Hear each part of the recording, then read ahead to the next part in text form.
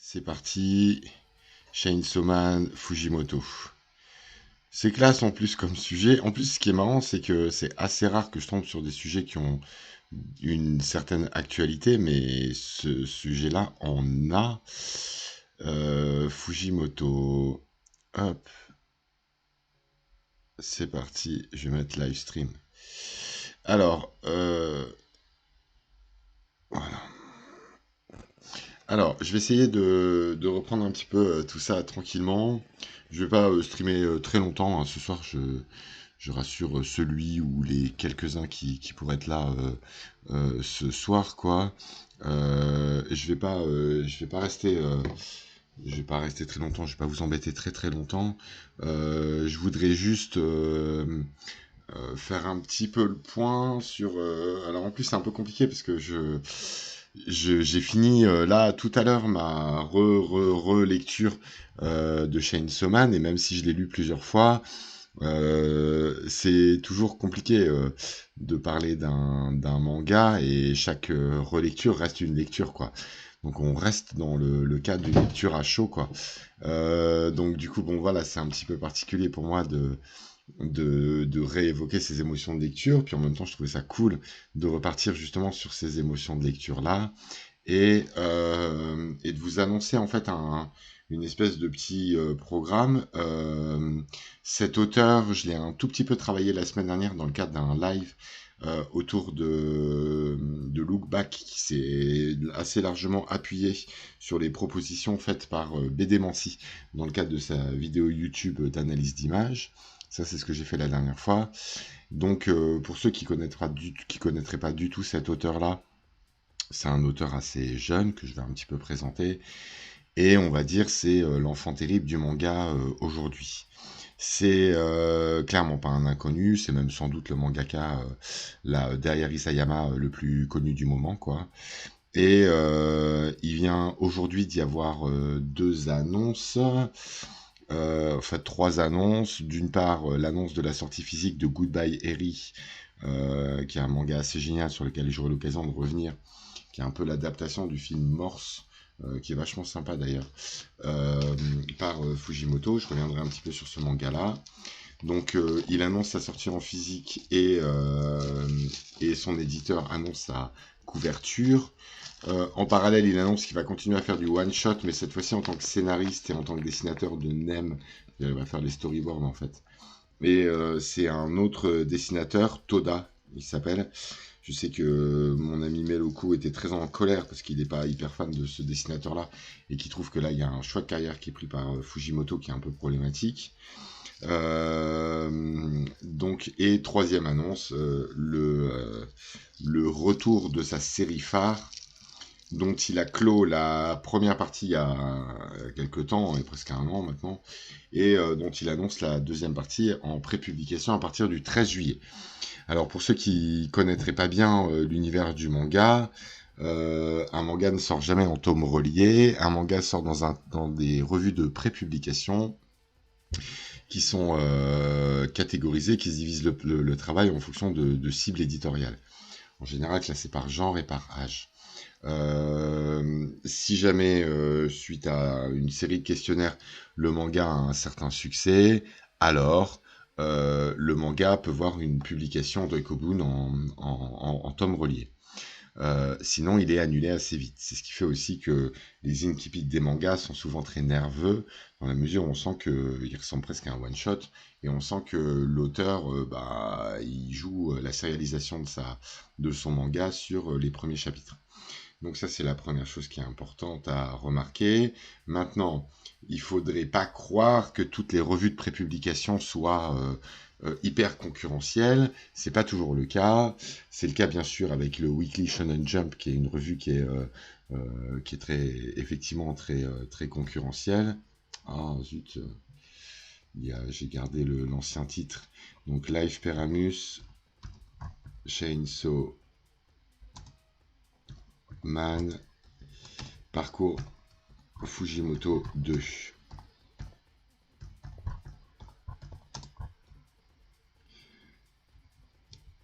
Voilà, on va faire comme ça. J'espère que ça va faire le changement, quoi. Parce que ça fait pas toujours le changement. Sinon, je peux aussi le garder. Voilà, je vais faire ça aussi, quoi. Hop, mais ça va aller. Donc voilà, ça c'était des petites précisions que je voulais donner pour ceux qui ne seraient pas habitués à ce type de fonctionnement. Sachez que toutes les revues ne sont pas hyper concurrentielles, quoi. Il arrive aussi que certaines revues accueillent il arrive que certaines revues... Ouais, non, c'est bon.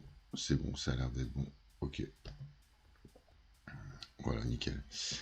Il arrive aussi que certaines revues accueillent des auteurs qui sont déjà bien installés, et donc certains de ces auteurs ont le temps et l'occasion de développer un véritable incipit. C'est ce qu'on disait la dernière fois sur Oshimi. Il est assez spectaculaire que le Big Comics, je crois que c'est le Big Comics qui accueille les liens du sang, Shino Wadachi, et il est assez spectaculaire de voir à quel point Oshimi a pu avoir le temps en fait de développer le début de son histoire. Salut Hugo. Ouais, il peut. Le début des liens du sang de Chimie et de Shino Wadachi est très spectaculaire à ce niveau-là, dans la mesure où on sent qu'il a eu vraiment, étant donné son succès, la possibilité donnée par son éditeur d'installer en fait un récit il se passe pas grand-chose du point de vue de l'action sur les 8-9 premiers chapitres des liens du sang. Alors, ça, voilà, ça c'était pour revenir un petit peu sur les premières. Donc pour ceux qui viendraient d'arriver, je parle un petit peu de Chainsaw Man ce soir. Un peu à ma façon, hein, comme d'hab, quoi.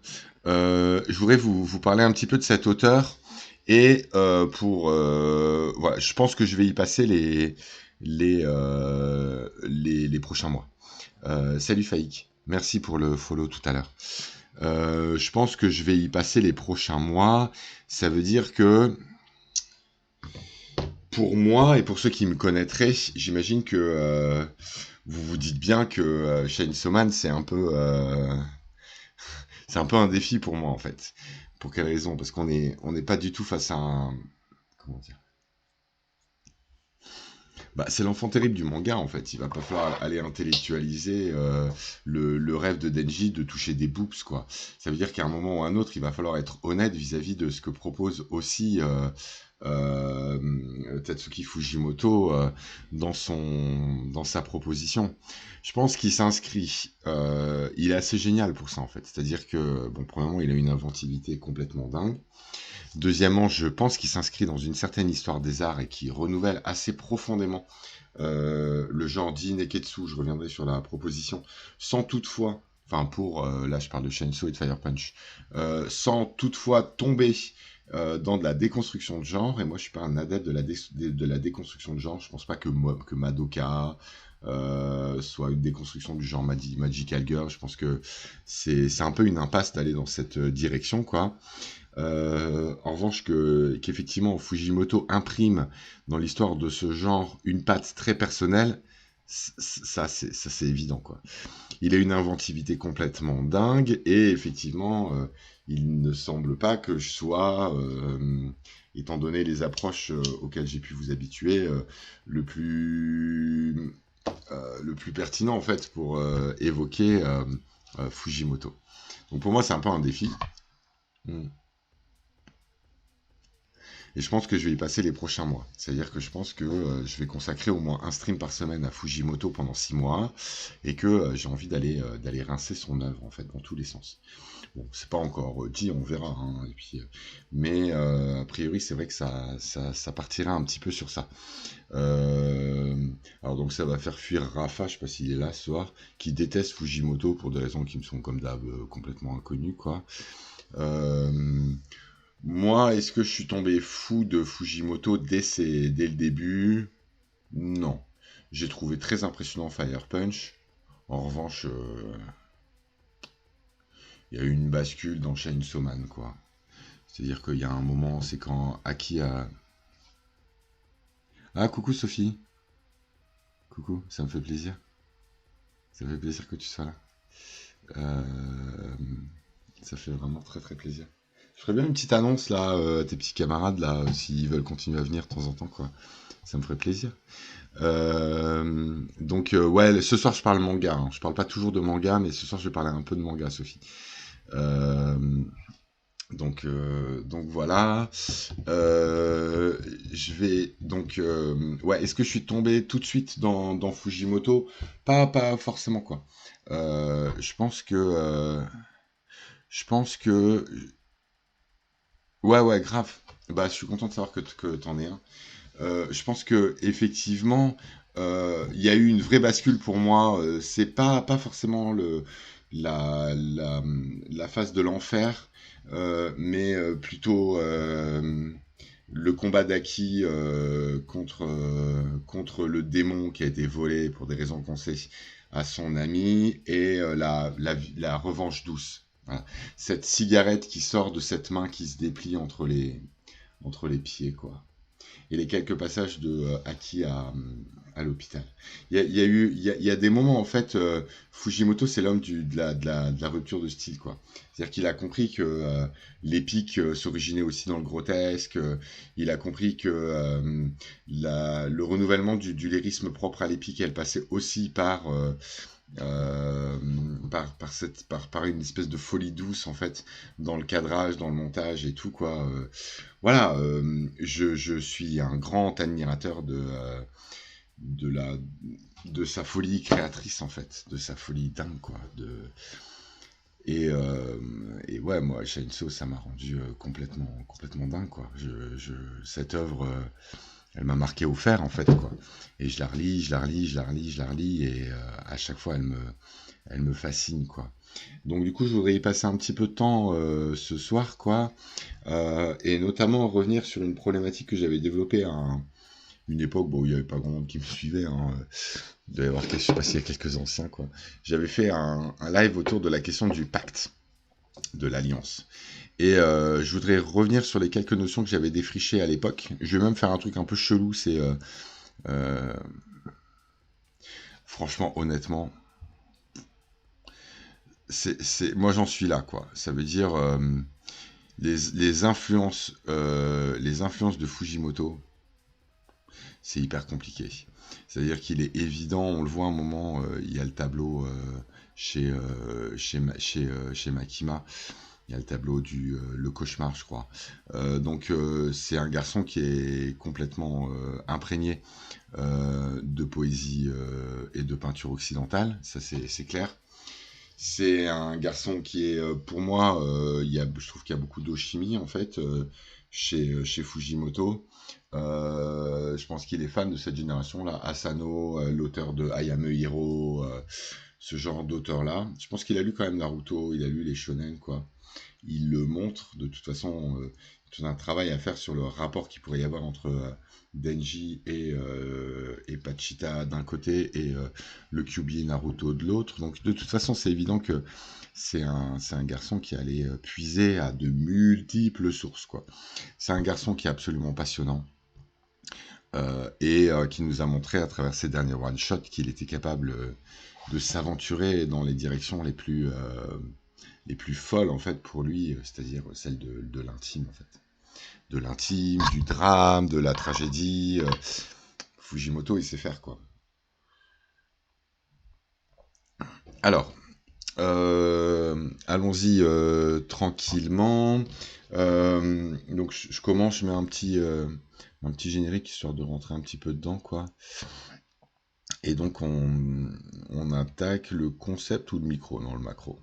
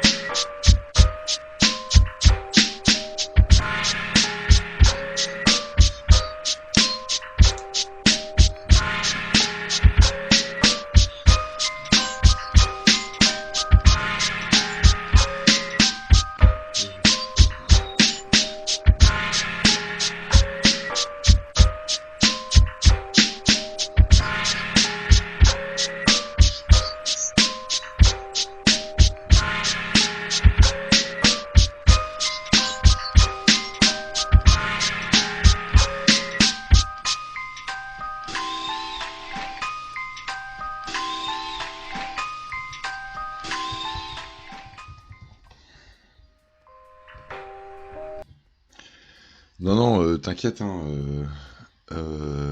t'inquiète, hein, dis ce que t'as, dis ce que t'as à dire, quoi, Faïk, hein. D'autant qu'en plus, je me suis assez peu, pour l'instant, je parle assez peu de l'auteur, en fait, je me suis assez peu appesanti sur Fujimoto en tant que tel.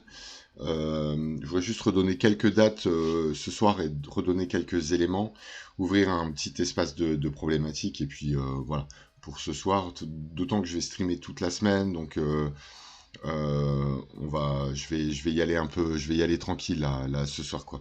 Donc non non, t'inquiète, hein, fais-toi plaisir quoi. Le Look Back, je l'ai surtout lu à partir du paradigme de la mise en abîme en fait. Euh, j'ai surtout essayé de développer. Alors, je vous lis un peu hein, les garçons. Ok, non, non. J'avais déjà lu Fire Punch et ses one shot. Les derniers mois, j'ai pu lire et Wow de chez Wow, quelque chose dont on parle peu. J'ai l'impression que c'est une forme de tendresse dans son écriture qui m'a beaucoup aidé en période compliquée. Et des auteurs qui font ça, il y en a peu. Alors, c'est pas forcément si c'est grave ça que j'ai envie de dire en fait. Bah voilà, bah t'as tout dit quoi. Ça veut dire que effectivement, on est face à un auteur en fait euh, qui a une sensibilité à fleur de peau qui s'exprime dans son travail et qui nous renvoie assez largement aux problématiques qui sont posées par l'histoire littéraire depuis un sacré bout de temps, quoi, autour des dimensions biographiques et poétiques et lyriques des œuvres, quoi, et notamment des œuvres à la troisième personne. Et il réinvente plein de choses, en fait, quoi. Ça veut dire, il y a des obsessions en fait de Fujimoto, il y a des obsessions d'un côté, de l'autre côté il y a une tentative d'appréhender l'écriture comme une mise en crise quoi. Il y a de la psyché, il y a tout ça chez Fujimoto. Ce soir, moi ce que je vous propose, c'est plutôt de reprendre un petit peu l'Inkipit et d'essayer d'envisager la problématique du pacte à partir de cet incipit-là. Faye qui dit il y a une vidéo super intéressante qui parle de tous ces one-shots en anglais en cherchant un point commun parmi le chaos. Et c'est cette tendresse et humanité dingue. Ouais. Après, des points communs, il y en a beaucoup, quoi. Il y a des choses qui sont dures, genre le cannibalisme, par exemple. Le trope de la dévoration qui est présent dans d'autres one-shots. La séparation, la quête, le rêve. Il y a pas mal de choses en fait qui reviennent. C'est quand même un auteur, et ça m'étonne pas qu'il soit si attaché à l'œuvre d'Oshimi. C'est que c'est quand même un auteur qui est un peu obsessionnel en fait et qui tourne autour des mêmes thématiques en fait d'une œuvre sur l'autre quoi. Même si son génie créatif l'emmène dans les directions les plus dingues sans arrêt quoi. Donc c'est vrai qu'il y a un petit peu de ça en fait chez Fujimoto et il faut bien en avoir conscience quoi. Bon, on va essayer d'avancer tranquillement. Fujimoto, c'est un enfant. Enfin, c'est un enfant. C'est un enfant de 28 ans. Mais il faut pas oublier quand même que c'est un peu un enfant, quoi. Il est né en 93, Tatsuki Fujimoto. Et il faut savoir que... euh, ouais, grave, moi aussi, ça m'intéresse. N'hésite pas à les mettre. Il faut savoir que Fujimoto a eu l'occasion à une formation assez balèze du côté de l'université d'art et du design du Tohoku de Yamagata. Euh, Tout ça, c'est autour de 2014, autour de la peinture occidentale. Et notamment, il est très attaché aux techniques de peinture à l'huile. Ça me paraît assez important de quand même le remarquer. Ensuite, et ça il a dit plusieurs fois, c'est un fan de cinéma. Le cinéma coréen, j'en sais rien. Il est fan de cinéma, il est fan de cinéma d'action, et surtout il est très intéressé par le médium cinéma. Parce que peut offrir le médium cinéma. Qu'est-ce que c'est qu'une caméra? À quel endroit on la place, etc. C'est ce type d'auteur-là, en fait, à la base. Bon, après, je pense qu'il a lu quand même beaucoup de mangas, il n'y a pas de souci, quoi. Il a quand même été repéré assez jeune. Son premier one-shot, il avait 17 ans, Deux poules au fond du jardin. Sont sortis, je les ai achetés, j'ai pas eu le temps de les lire. J'ai lu que La Sirène, là, qui m'a bien plu d'ailleurs. mais sont sorties ces œuvres entre... Oh, pardon. Oh, la série, je suis explosé ce soir, je suis très fatigué, j'arrive pas à émerger quoi. Donc sont sortis il y a pas très longtemps 17, 21, 21, 22, bon bref, une série de one-shot qu'il a pu faire dans sa jeunesse. J'ai toujours un peu de mal avec les commentaires Twitter, moi. Ouais, on est déçu, c'est très inégal et tout. Bah, tu t'attendais à quoi, connard, quoi? C'est des... Enfin, je veux dire, ça va, quoi. C'est des œuvres d'un jeune homme de 17 ans. Il doit y avoir quelques fulgurances. Moi, j'ai trouvé ça très bien. Et le but, c'est juste d'aller chercher les échos qui étaient... des motifs qui étaient déjà présents à l'époque, et ensuite de le suivre dans son cheminement. Et puis c'est toujours intéressant, quoi. Je sais pas. Putain, j'ai l'impression que d'une génération à l'autre, on passe son temps à mettre des Télérama ou des sets Télé 7 jours suivant la classe sociale, quoi. Mais que c'est la même chose, quoi. On met des notes. Arrêtez de mettre des notes, quoi. Appréhender enfin, bref, des parcours d'auteurs, quoi. C'est ça qui est fascinant, quoi. Donc voilà, c'était juste pour présenter un petit peu tout ça. Fire Punch a eu un vrai succès d'estime, mais effectivement, sa merveille, c'est Chainsaw Man, quoi. Alors, je voudrais, et puis en plus il fait hyper chaud, je voudrais juste qu'on lise ensemble vite fait le début de Chainsaw. Je voudrais vous faire des petites remarques autour du concept de contrat, de pacte, d'alliance, et puis pas forcément aller beaucoup plus loin, même si en revanche je suis très très ouvert à vos propositions, donc surtout n'hésitez pas. Voilà. Ouais, mais comme j'ai eu mes petits soucis techniques, je pense que l'intégralité de mon setup il est un peu en l'air, quoi. Mais c'est pas grave, on va y arriver, quoi. Alors, je vais déjà commencer par vous montrer effectivement le début de Chainsaw, quoi. Il est où mon web? Voilà, c'est ça. Et ça marche pas, ça? Ok, donc non, ça marche pas. Donc on va aller chercher. Voilà, nickel. Je vais vous montrer un petit peu le début de Chainsaw, quoi, qu'on le relise un petit peu ensemble et qu'on fasse quelques petites remarques autour de cet incipit là et notamment qu'on fasse des petits. Comment ça se fait que... Ouais, alors je t'avoue que ce soir ça va pas être... Attends, chat. Voilà, ok. Il est où mon chat? Il est là. Voilà. Hop. Ouais, je t'avoue que ce soir ça va pas être grosse analyse, ça va plutôt être une tentative de resituer un petit peu Chainsaw Man vis-à-vis d'une certaine, notamment de l'appréhension du contrat dans les œuvres épiques. C'est surtout ça qui m'intéressait pour ce soir. Mais de toute façon, je vais en parler assez régulièrement et j'aurai l'occasion de mettre en place des dynamiques et des analyses au fur et à mesure. Alors, juste, on reprend un petit peu ensemble le début de Chainsaw, quoi. Tintin. Donc, on est clairement pas. Ouais, il y a eu beaucoup de choses sur YouTube, quoi. Bon, après, il y a des choses qui sont bien, d'autres choses qui sont. Je sais pas, moi, j'avoue que j'ai vu une vidéo sur en quoi Makima ou le grand secret de Chainsaw Man, ça serait l'élitisme et le capitalisme contre une vision de l'art mise en abîme et tout.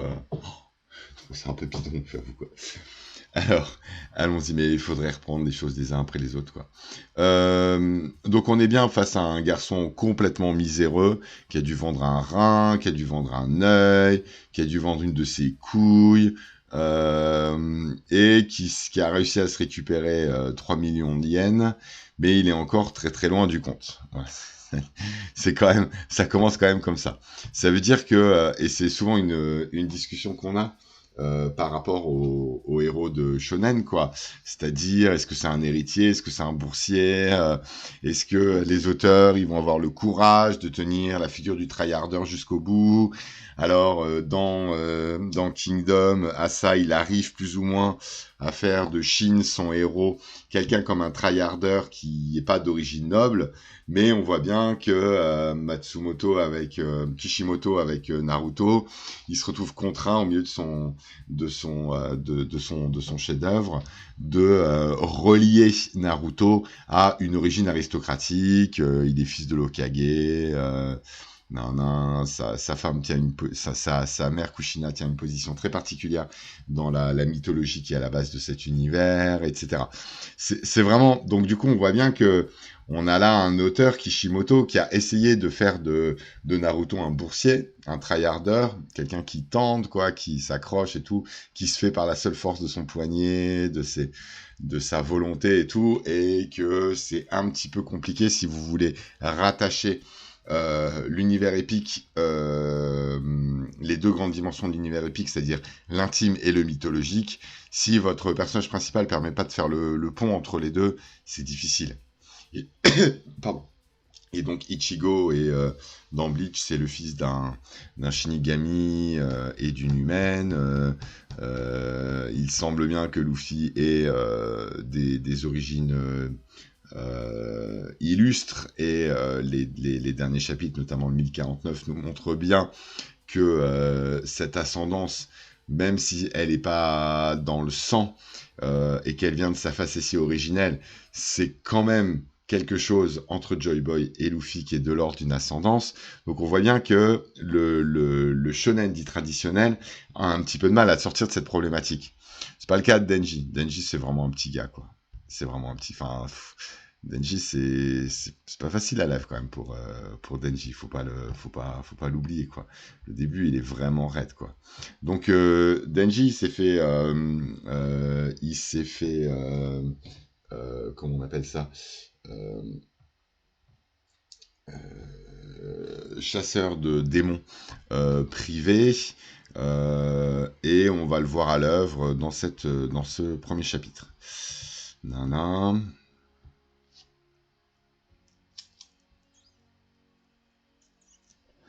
On a déjà l'inventivité du côté du monstrueux de Fujimoto qui s'exprime là. Il y a une récompense pour ça. On sent qu'il se fait un petit peu avoir. Je vais un petit peu vite. Hein. Ça parle thune. Et ça se souvient bien que le soir, le dîner, ce sera juste un morceau de pain, quoi. Et l'espèce de mafia qui s'occupe de lui, qui se rend compte que c'est quand même un petit garçon courageux, qui donne tout et tout, quoi. On nous annonce que son père est mort, qu'il semble pas être un héritier, justement, puisque son père semblait bien être un loser.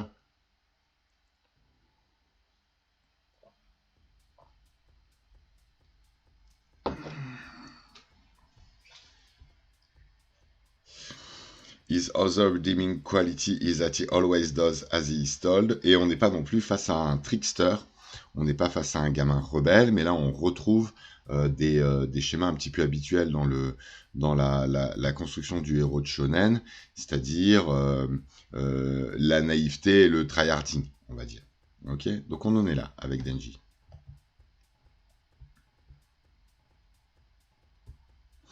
On lui propose un peu de thunes en échange de manger une cigarette, ce qu'il fait et tout, quoi. Bon, voilà, c'est dur hein, pour Denji, quoi.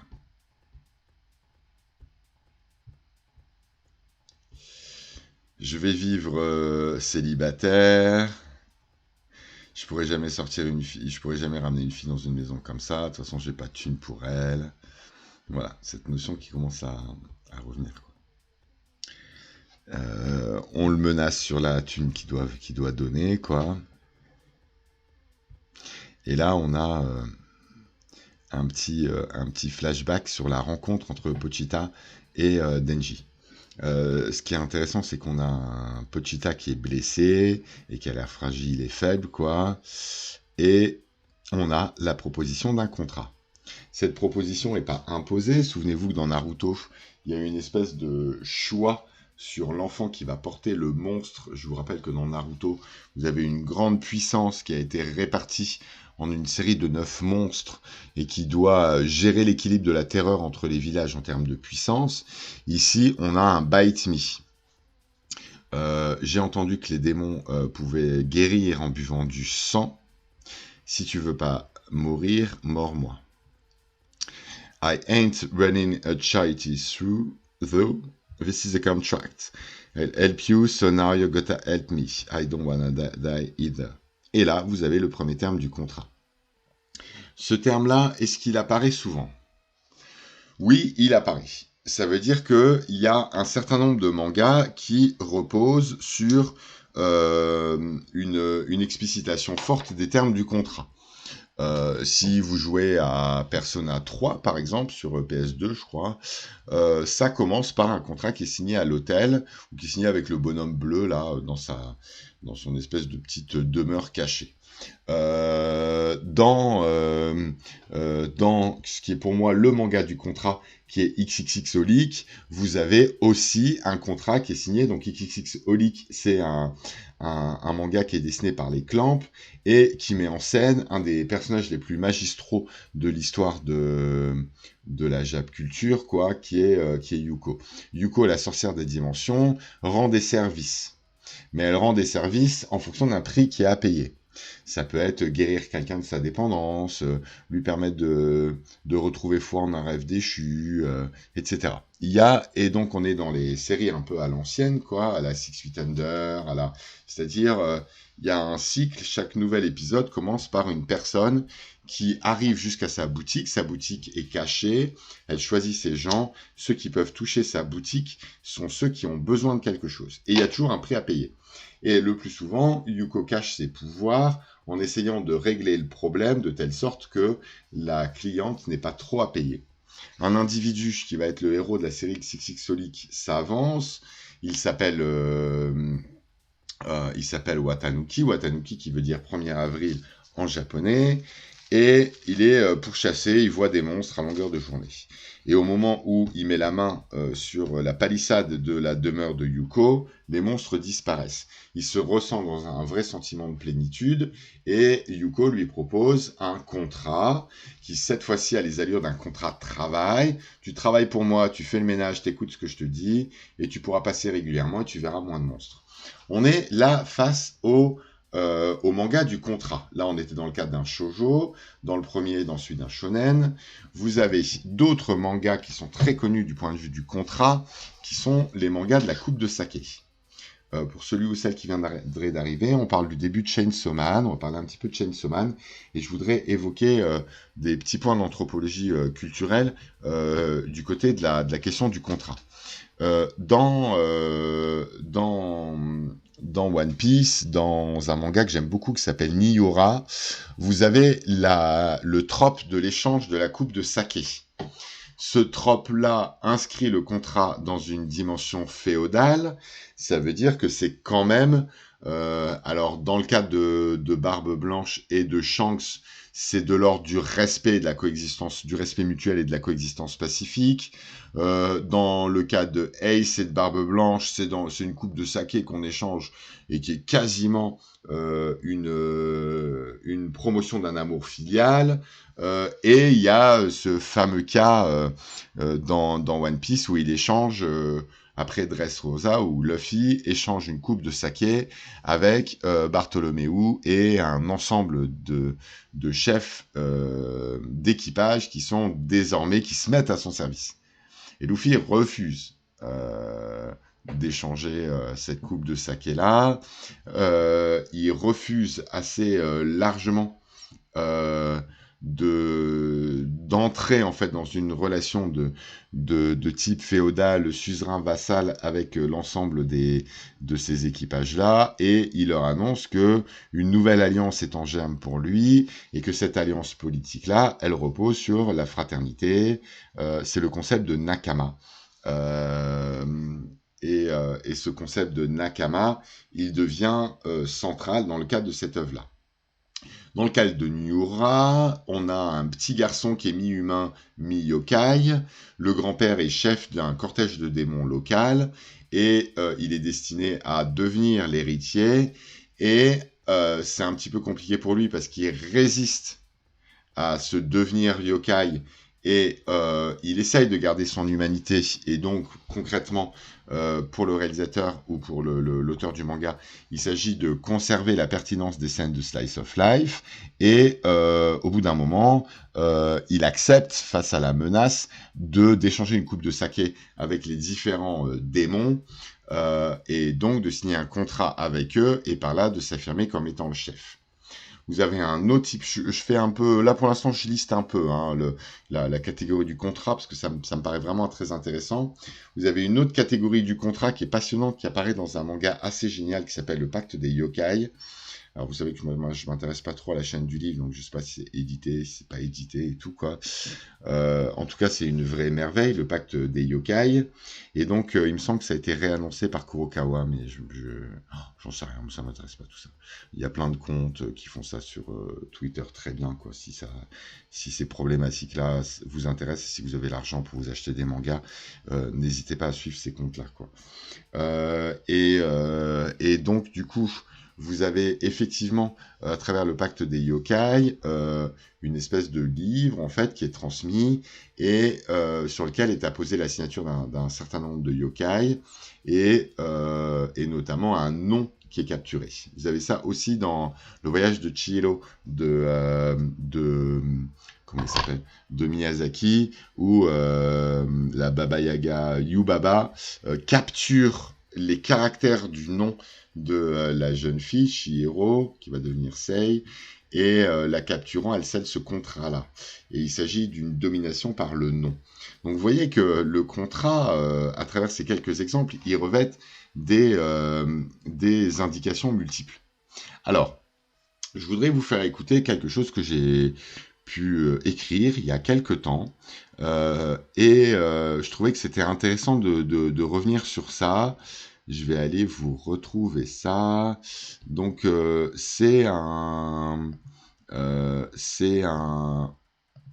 petit peu plus loin là, dans Belladonna. On va essayer de se trouver un endroit un peu sympa. Voilà, ça c'est bien. Donc je vais vous faire écouter, c'est ce que j'ai pu proposer il y a il y a un an ou deux, dans un stream sur lequel je me suis surtout concentré sur Oshimi, où j'ai essayé d'évoquer la catégorie du contrat. Là, je voulais un petit peu présenter de loin, et je vais vous montrer, je vais vous faire écouter cette petite vidéo, et on va écouter un peu de Deleuze. Je lisais un petit peu de Deleuze à ce moment-là, et je trouvais que c'était intéressant de revenir en fait sur ça. Alors, zut, c'est pas ça. Voilà. Et je vais aller vous chercher ça. Voilà, c'est là. Donc ça va être à la minute 13. Enfoui dans l'âme collective. Erreur politique. Il nous laissait nous, c'est la dialectique du jeu voilà, et des valeurs. Je vous laisse écouter un petit peu ce que j'avais pu proposer à cette époque. De la construction épique au XXe et XXIe siècle, et notamment autour de la place du traumatisme aujourd'hui. C'est-à-dire, c'est des choses que j'ai déjà un petit peu développées. Pendant très très longtemps, j'ai lu les récits d'initiation moderne, Naruto, mais même le parcours d'Orenishi, etc. J'ai très souvent lu en fait ces parcours-là comme étant construits sur un modèle chevaleresque, et sans doute moi aussi je suis tombé dans je dirais dans l'impasse en fait du héros aux mille visages de Campbell, et aux facilités qu'il pouvait proposer. Depuis, j'ai fait un petit peu de chemin, et je suis intimement persuadé en fait que il n'y a pas de structure linéaire derrière le récit épique moderne, et qu'on est plutôt face à la répétition obsédante de la confrontation du héros avec une série de traumatismes. Voilà, je pense vraiment que ce schéma-là est à la base de la construction des récits modernes. Alors, une fois cela posé, je ne vais pas re-rentrer dans ces détails-là, je vous renvoie à la série de vidéos que j'ai pu faire autour de l'épique, autour de cette question en fait du ventre et de la confrontation avec le traumatisme. Je voudrais aller dans une autre direction et partir d'une autre type de dialectique qui me semble être à l'origine en fait du pacte, et c'est une dialectique qui est beaucoup plus liée en fait au passage du Nouveau Testament au livre de l'Apocalypse, qui a à mon avis beaucoup plus marqué la littérature japonaise que ce qui paraît, et je voudrais m'appuyer sur ça, sur un texte extraordinaire de Deleuze, Nietzsche et Saint-Paul, Lawrence et Jean de Patmos, que Deleuze publie dans Critique et Clinique. Et je voudrais vous lire un petit peu Deleuze, en fait, vous faire écouter un petit peu ça, ces mots. L'entreprise du Christ est individuelle. L'individu ne s'oppose pas tellement à la collectivité en soi, c'est individuel et collectif qui s'opposent en chacun de nous comme deux parties différentes de l'âme. Or, le Christ s'adresse peu à ce qu'il y a de collectif en nous. Son problème était plutôt de défaire le système collectif de la prêtrise Ancien Testament, de la prêtrise juive et de son pouvoir, mais seulement pour libérer de cette gangue l'âme individuelle. Quant à César, il lui laisserait sa part. C'est par là qu'il est aristocrate. Il pensait qu'une culture de l'âme individuelle suffirait à chasser les monstres enfouis dans l'âme collective. Erreur politique. Il nous laissait nous débrouiller avec l'âme collective, avec le César hors de nous ou en nous, avec le pouvoir en nous ou hors de nous. À cet égard, il n'a pas cessé de décevoir ses apôtres et disciples. On peut même penser qu'il le faisait exprès. Il ne voulait pas être un maître ni aider ses disciples, seulement les aimer, disait-il. Mais qu'est-ce que cela cachait ? Il ne s'est jamais réellement mêlé à eux, il n'a pas même travaillé ni agi avec eux, il a été seul tout le temps. Pas d'alliance du côté du Christ, pas de pacte, pas d'union, pas d'arche, rien de tout ça. Et je trouvais que c'était intéressant de revenir un petit peu sur cette tension-là qui existait dans la construction chrétienne. Ça veut dire qu'il est absolument impensable de penser la naissance de la subjectivité dans l'Europe occidentale sans envisager le rôle de la chrétienté. Et ce qui est vachement intéressant, c'est que à la base du christianisme, on a un personnage du Christ qui non seulement coupe la chaîne du don et du contre-don par le sacrifice, mais qui en même temps renie assez profondément l'existence d'un moi social et pose une première intimité. Et ce qui est intéressant, c'est qu'il y a une espèce de retour de bâton qui passe par le livre de l'Apocalypse, qui passe précisément par le livre de l'Apocalypse. Ce que l'âme collective veut, c'est le pouvoir. Et je vous renvoie à cette phrase d'un théologien qui a été excommunié d'ailleurs pour ça, un théologien du début du XXe siècle. Je vous renvoie aussi à la série de documentaires qui s'appelle Corpus Christi sur les origines de l'Église catholique, qui est une série de documentaires assez passionnants et qui évoque ça. Un théologien qui disait le Christ a annoncé l'arrivée du royaume de Dieu et c'est l'Église qui est venue. Sous-entendu, c'est une structure de pouvoir qui est venue. Lawrence ne dit pas des choses simples, on aurait tort de croire avoir compris tout de suite. L'âme collective ne peut pas s'emparer simplement du pouvoir ou remplacer le despote. Pour une part, elle veut détruire le pouvoir, elle est le pouvoir et la puissance. Jean de Patmos, donc celui qui a écrit le livre de l'Apocalypse, est de tout son cœur César ou l'Empire romain. Mais d'autre part aussi, elle veut se glisser dans tous les pores du pouvoir. En essaimer les foyers, les multiplier sur tout l'univers. Elle veut un pouvoir cosmopolite, mais pas au grand jour comme celui de l'Empire, plutôt dans chaque coin et recoin, dans chaque encoignure sombre, dans chaque repli de l'âme collective. Enfin et surtout, elle veut un pouvoir ultime, qui ne fasse pas appel aux dieux, mais qui soit celui d'un Dieu sans appel et qui juge tous les autres pouvoirs. Le christianisme ne pactise pas avec l'Empire romain, il le transmue. C'est une toute nouvelle image du pouvoir que le christianisme va inventer avec l'Apocalypse, le système du jugement. Le peintre Gustave Courbet, il y a bien des ressemblances entre Lawrence et Courbet, parlait des gens qui se réveillent la nuit en criant « Je veux juger, il faut que je juge ». Et là, vous avez RN.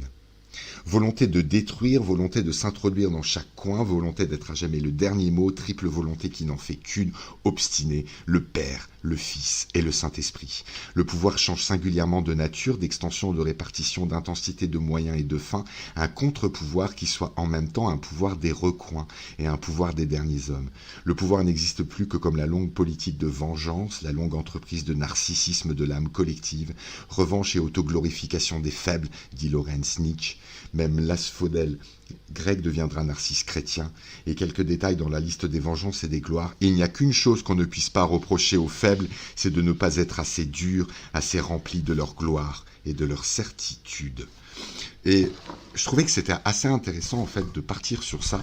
C'est-à-dire que moi j'ai plutôt une approche inspiré par le sociologue Norbert Elias, en fait, sur ce qu'est le jeu et ce qu'est l'individualité. C'est-à-dire, en gros... Ouais, je l'arrête là. Ouais, désolé, c'est un peu perché ce que j'avais raconté à ce moment-là. Et pourtant, je retrouve une vraie actualité à ce propos-là dans celui de Chainsaw Man. Et je vais essayer d'expliquer en quoi. En fait, ce que je veux dire, c'est que euh, vous avez plusieurs façons d'aborder. C'est assez compliqué, hein, c'est-à-dire, en gros, vous avez trois couches. Vous avez une couche de philosophie traditionnelle japonaise et de systèmes anthropologiques hérités qui existent toujours. Les systèmes du... Coucou Makita. On parle du Japon.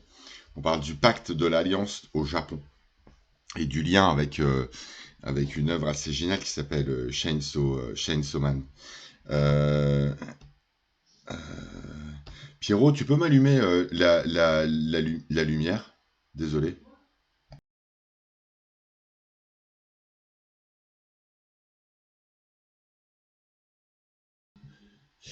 Et en fait, vous avez donc d'un côté une espèce de système anthropologique hérité, on va dire, qui va passer par le don et le contre-don, ce qu'on appelait le giri, sur lequel je vais revenir un petit peu, dans le rapport des individus entre eux.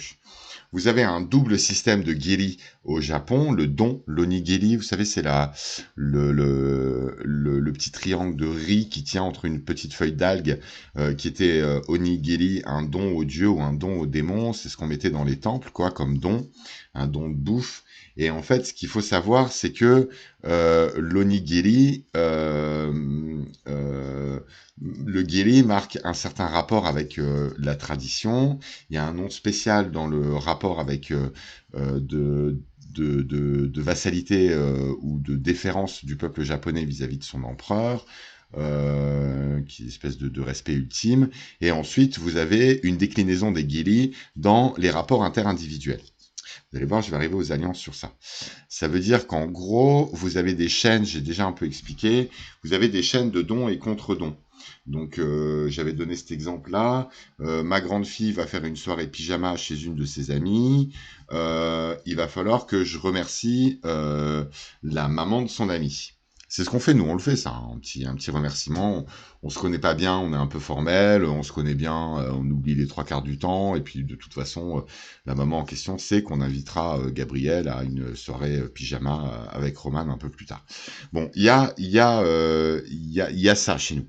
C'est un petit peu plus formalisé au Japon. Ça veut dire qu'en gros, se lance une chaîne de dons et contre-dons, de cadeaux et de contre-cadeaux, qui va marquer et qui va formaliser, vous verrez après, j'arriverai au christianisme, des rapports interindividuels.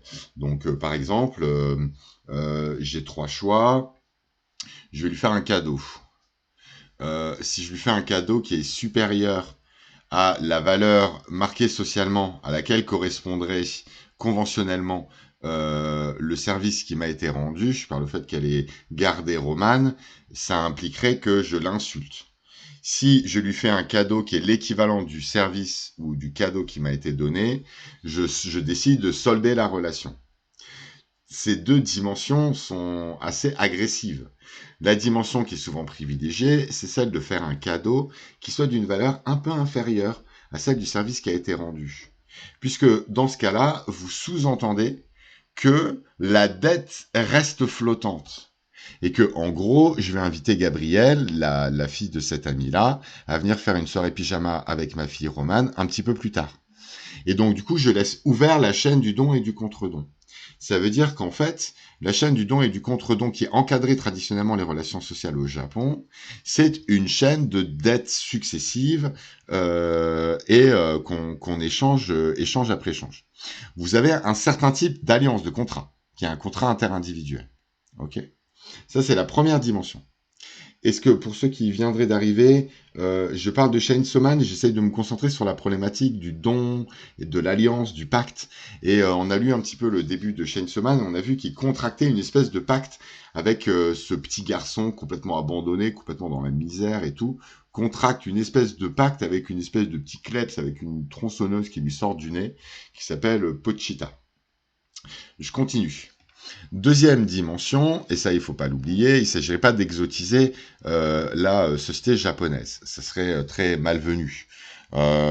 Et il faut pas oublier que depuis l'ère Meiji, il y a une vraie ouverture, quoi, et que cette ouverture a pu même aboutir à l'humiliation de 45, et que si vous prenez le droit du contrat au Japon, il est quand même très occidental et notamment très américain. Ok. Et donc du coup, n'oubliez pas que le droit du contrat au Japon est quand même très marqué par l'Occident. Je fais une petite précision par rapport à ça. Vous faites la différence entre la société américaine qui construit sa justice par une série de jurisprudences et les sociétés européennes, et notamment la société française, qui, elle, construit son système juridique et notamment son système de loi par des lois cadres qui sont transcendantes à la réalité des échanges et qui ensuite s'adaptent à la réalité des échanges par des arrêts qui seraient rendus par les cours de cassation, l'arrêt Perruche, etc. Donc du coup, on voit qu'on est face à deux philosophies différentes du contrat, la philosophie américaine qui repose sur la jurisprudence et la philosophie occidentale qui repose par le travail de l'Assemblée. Je vais un peu vite, si jamais vous voulez que je précise, n'hésitez pas, quoi. Voilà, je peux préciser ça. Au Japon, on est plutôt sur un système qui est occidental américain. Donc, considérer le contrat, le pacte, l'alliance, le lien interindividuel au Japon, c'est considérer 4 dimensions. La première, un système anthropologique traditionnel de dons et contre-dons qui reste une survivance et qui continue à marquer les relations entre les individus. La deuxième, une philosophie du contrat qui est très inspirée du système américain. Le troisième, une inspiration chrétienne très complexe, très diffuse et qu'il est assez difficile à percevoir. Pour l'instant, je reste là, puis je vais après, vu que c'est le texte que j'ai lu, je vais essayer de l'expliquer, cette dimension-là. Et la quatrième, qui, elle, est aussi traditionnelle, et que j'ai pu déjà développer en long, en large et en travers, n'oubliez pas qu'au Japon, l'individu est le ningen, ça veut dire que le ningen qui est formé à travers les caractères Hito et Aida, Hito, ça veut dire l'humain, et Aida, ça veut dire l'antre. C'est l'antre individuel, l'humain. C'est vachement important. Ça veut dire que vous ne pouvez pas penser un individu indépendamment de l'ensemble des relations sociales qui le définissent et indépendamment du milieu duquel il émerge et duquel il émerge jamais complètement. Donc ça, c'est important. Donc on est dans une société traditionnelle qui n'est pas marquée par le cogito. Qu'est-ce qu'il y a du côté de l'Occident ? Donc je fais un petit peu de philo. Du côté de l'Occident, vous avez une double origine de l'individu. C'est des choses que je développe stream après stream et tout.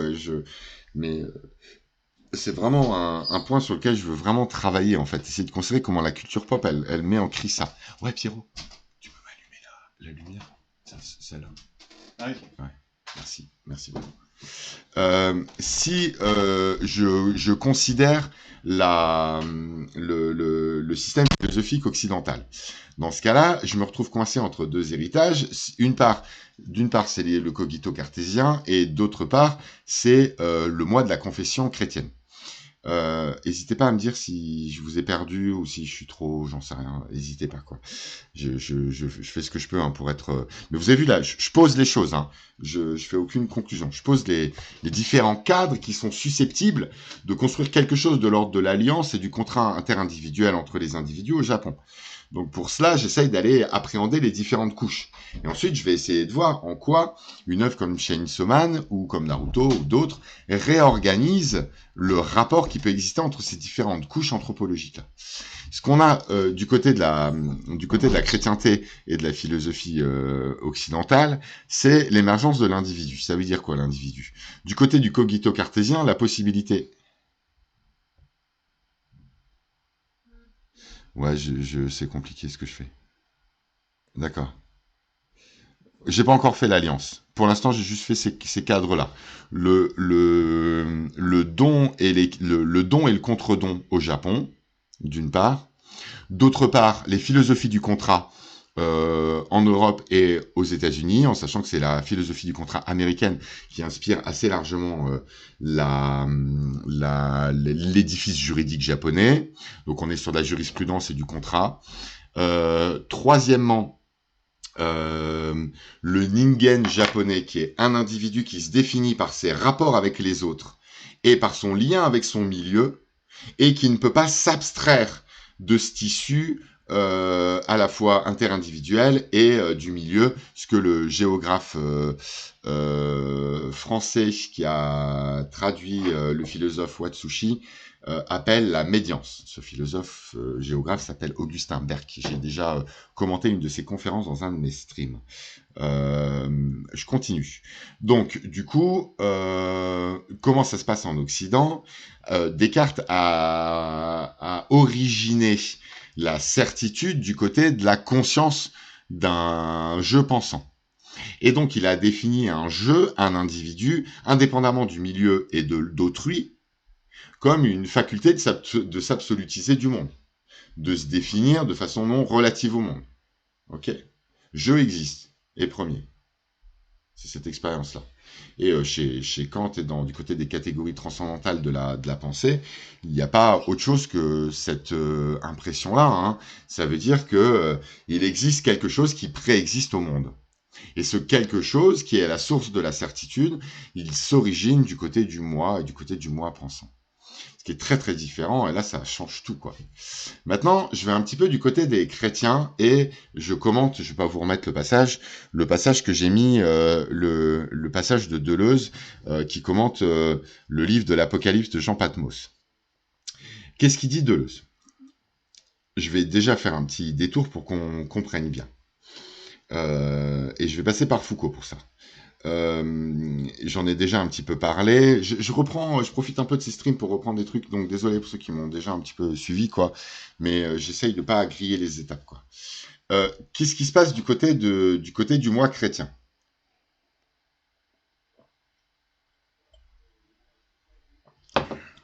Pour Foucault, savoir et pouvoir. Merci Makita. Je fais ce que je peux pour. Pour Foucault, savoir et pouvoir. C'est ça qui compte. Ça veut dire que l'individu n'existe pas en dehors des dispositifs de pouvoir qui le créent.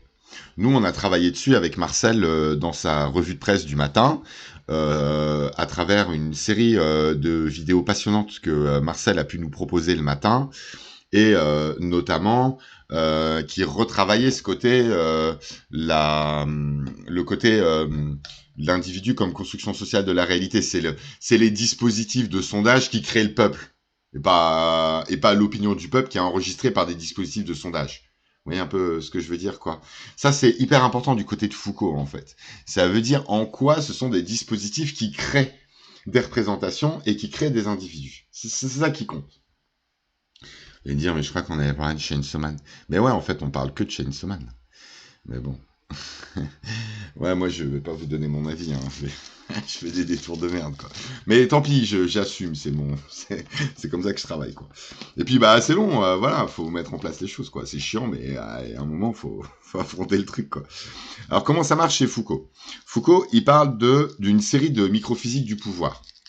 Il parle notamment des microphysiques du pouvoir pastoral, que j'ai pu déjà un petit peu développer. C'est-à-dire qu'en gros, l'invention géniale pour Foucault du catholicisme, c'est la confession. À partir du moment où le prêtre pose des questions à des individus qui, en mode Facebook, livrent, sans qu'ils y soient contraints physiquement, toutes leurs infos privées, à travers ce paradigme de la confession. Facebook, c'est très chrétien, en fait. Ça a toujours été très chrétien. Le but, c'est de capturer et de confisquer de la vie privée, en fait, en construisant un dispositif qui va vous permettre de confesser tout ça, quoi. Donc, bah, nous, on est des crétins, on confesse, on dit, quoi, on raconte nos vacances et tout, etc. Bon, le prêtre pécho de l'info. Cette info-là, grave. Yes, Néron! Yes, t'y es, c'est le dispositif. Ça va, tu peux rester, j'ai pas encore parlé de mes enfants. Et, enfin, un peu, mais c'est passé, quoi. C'est passé. Ouais, le famoso, quoi. Ouais, non, bah je sais pas, hein. Je sais pas, ça doit être un peu relou, quoi. En fait, vous aurez peut-être juste envie qu'on se mette des passages de l'enfer de Chainsaw Man et qu'on kiffe, quoi. Juste, moi, je voulais juste faire ça. Mais bon, allez, je continue. Je continue. Donc, en gros, mais Néron, c'est pareil du côté des travailleurs sociaux, en fait. Et ça, il faut pas l'oublier, en fait. Il faut pas oublier que l'origine du travail social en France, c'est la confiscation par l'État d'un certain nombre de prérogatives qui ont été construites par l'Église. Et que derrière l'idéologie de la charité, il y a aussi surtout la capture des infos. Alors, je suis en train de parler de qu'est-ce que c'est qu'un individu, qu'est-ce que c'est qu'un sujet, qu'est-ce que c'est qu'un moi. Et ce que je disais, c'est que le pouvoir chrétien repose sur la confession. Ça veut dire, je pose des questions, l'autre se confesse, et je capture des éléments qui sont susceptibles de me servir pour que j'ai du pouvoir sur lui. Du côté du travail social, vous demandez, lorsque le papa et la maman se séparent, vous posez des questions, un travailleur social lié au département pose des questions aux deux parents, l'entretien est plutôt sympa, bienveillant, ils vont vous expliquer comment il y a moyen d'aller trouver de la thune, qu'il y a une offre par le conseil départemental électroménager pour celui qui devrait s'installer, etc. Euh, et donc, du coup, après, je vais y arriver. Là. Et donc, du coup, d'une certaine façon, on peut se dire, c'est bienveillant, c'est le travail de l'État-providence, quoi. Et Néron, ça, tu sais ça par cœur, quoi. Mais on voit bien que, en parallèle de ça, le travailleur social, il essaye de savoir et de capter les infos qui comptent. Est-ce que les enfants, ils vont avoir des chambres séparées est-ce qu'ils sont loin de l'école où ils vont aller, etc. Protection de l'enfance, pas de souci. Mais on voit bien qu'on est dans une attitude de pouvoir quand même. Ça capte du pouvoir. Ok. Donc, maintenant, je retourne du côté de mon sujet initial. Je me pose la question de ce que c'est qu'un contrat au Japon, de ce que c'est qu'une alliance. Grave. Mais t'es d'accord avec moi, Néron, sur ça? Enfin, voilà, hein, c'est l'État, quoi. Tu vois. Après, je dis pas que c'est pas bien, hein. D'autant que, par exemple, moi, je trouve que c'est bien qu'à un moment ou un autre, l'État ait pu dire aux parents, bah non, on met pas des grosses gifles aux enfants, quoi. Euh, Ouais, voilà. Mais c'est pareil, tu vois, moi je trouve que c'est bien que l'État dise aux darons, bah non mon gars, t'es pas propriétaire de ton enfant, non, tu lui mets pas des grosses gifles. Tu vois, c'est le pouvoir, quoi. C'est l'État-providence, quand on y croit, on n'y croit pas, quoi. Mais bon, voilà. Maintenant, je reviens à mon propos. Euh, dans, dans, dans tous ces récits épiques, donc je vous ai cité un certain nombre de cadres, au début, d'alliances ou de contrats qui étaient, pardon, qui étaient signés, il faut que j'aille reboire de l'eau, moi, euh, qui étaient signés dans le cadre de ces récits épiques-là. L'échange de la coupe de saké dans One Piece ou dans Nyura, le check qui est fait entre Naruto et Bi, puis entre Naruto et le Kyuubi, pour ceux qui connaissent Naruto. Chez Oshimi, le moment où Sawa, puis où Saiko dans Les Liens du Sang, dit à son ami ou à son fils, suivant la bande dessinée, on signe un contrat ensemble. Euh, Toujours dans Oshimi ou dans tous les récits de vampires, les dents du vampire dans le cou et il y a quelque chose de l'ordre du pacte qui est scellé dans le cadre de récits vampiriques. Vous avez ça aussi de façon hyper vertigineuse dans dans une de mes séries préférées, c'est une série de Shaft qui s'appelle les Monogatari, Bakemonogatari, Nisemonogatari, etc. Où vous avez ce personnage du vampire en fait qui va rester et où toute la question de la nature de sa relation et de la nature du pacte qui est signé entre cette jeune femme qui a un nom rigolo là et il y en a pas un dans le chat qui connaît le nom de la vampire quoi de l'autre côté le héros va être scellé.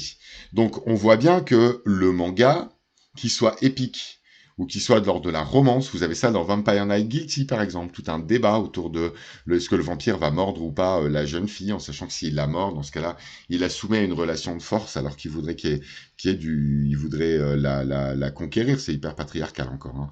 Mais en tout cas pas par la force quoi. Du coup, vous avez bien ici tout un feuilletage de relations interindividuelles dans les mangas. Okay, ça c'est la première chose. Dans Chainsaw Man, vous avez un feuilletage complètement vertigineux des rapports individuels à l'intérieur de ces 87 premiers chapitres. Ça veut dire que vous avez dans Chainsaw Man le rapport entre le démon et l'humain, le démon qui est susceptible de contrôler l'humain. Après, je reviendrai sur mes éléments de philosophie, mais là, je repose d'une façon différente mes différents éléments. Donc, ça, c'est Bakemonogatari dont tu parles, j'imagine. Mais ouais, il faut regarder Bakemonogatari, c'est du Shaft, c'est génial.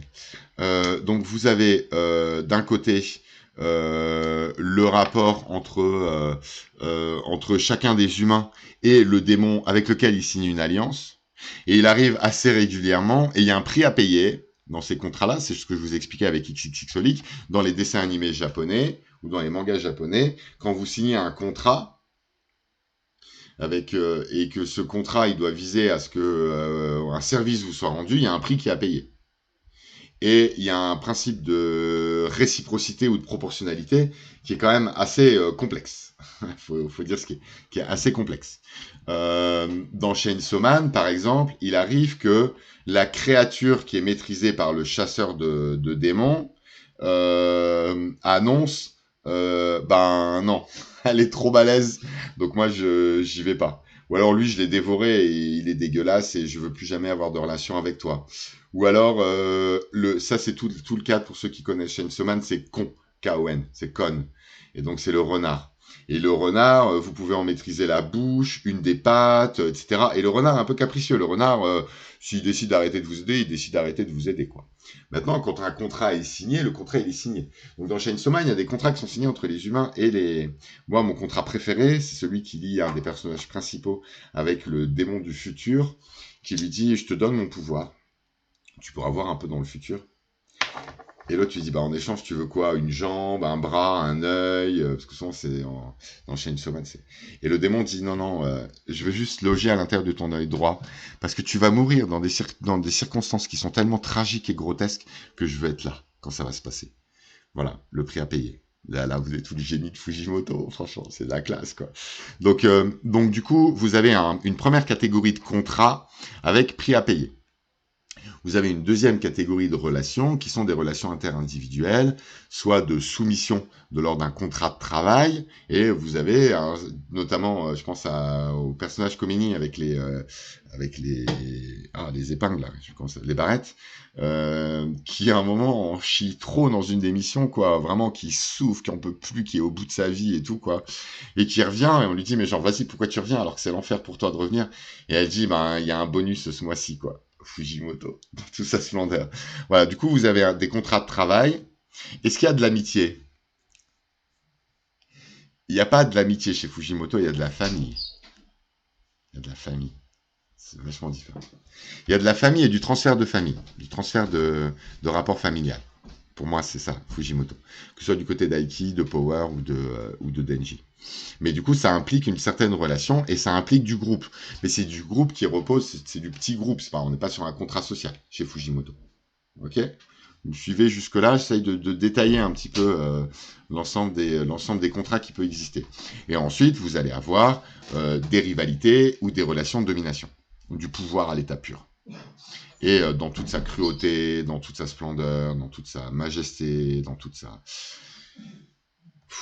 creepiness, voilà, vous avez du pouvoir. Ça, c'est l'ensemble, c'est ce qui feuillette l'univers de Chainsaw Man et l'univers de Fujimoto. Maintenant, si j'essaye de le relier à ce que j'ai dit avant,